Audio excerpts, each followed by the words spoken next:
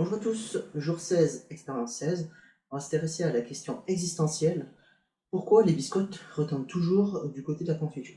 Du coup, pour cette expérience, il vous faut des biscottes. Voilà, j'ai un paquet de biscottes. Il va falloir de la confiture, une petite cuillère pour étaler votre confiture.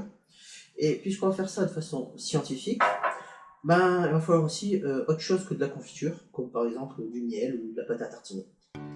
Allez, c'est parti!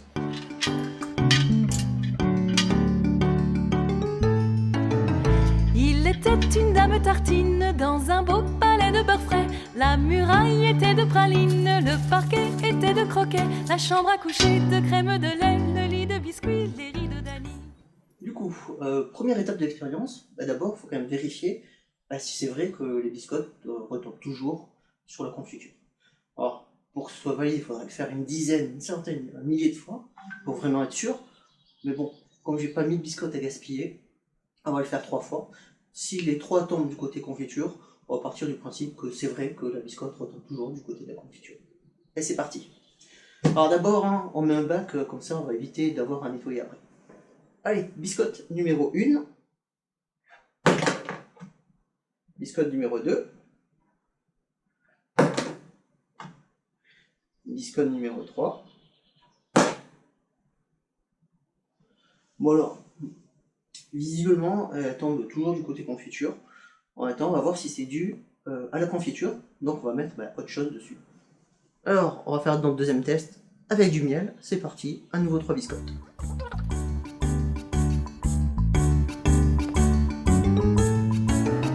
Elle épousa Monsieur Gimblette, coiffé d'un beau fromage blanc. Son chapeau était de galette, son habit était de vol au vent. Culotte en nougat, gilet de chocolat, bas de caramel et souliers de miel.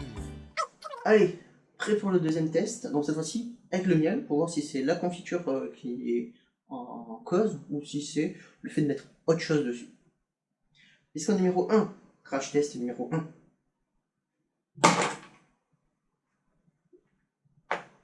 Numéro 2. Numéro 3.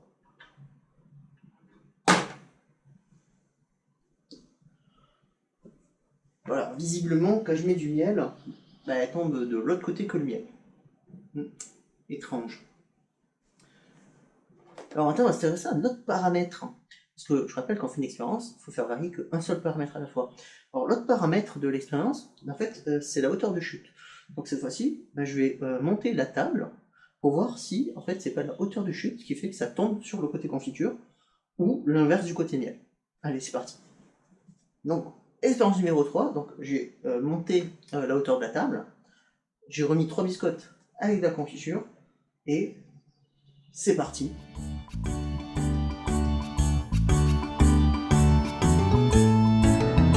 Leur fille, la belle Charlotte, avait un nez de masse-pain, de superbes dents de compote, des oreilles de craquelin. Je la vois garnir sa robe de plaisir avec un rouleau de pâte d'abricot.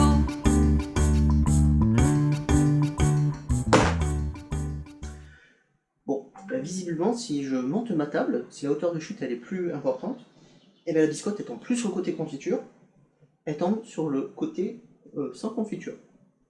Bon, on va voir si ça fait l'inverse aussi avec le miel. C'est parti pour le test, donc avec le miel, cette fois-ci à la table haute. Le puissant prince limonade, bien frisé, vient lui faire sa cour. Ses longs cheveux de marmelade, ornés de pommes cuites au four. Son royal bandeau de petits gâteaux et de raisins secs portait au respect.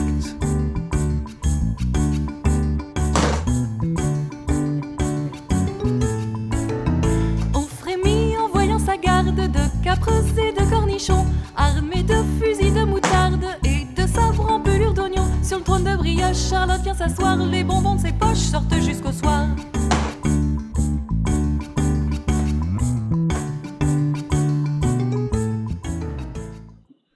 Alors du coup, petit bilan.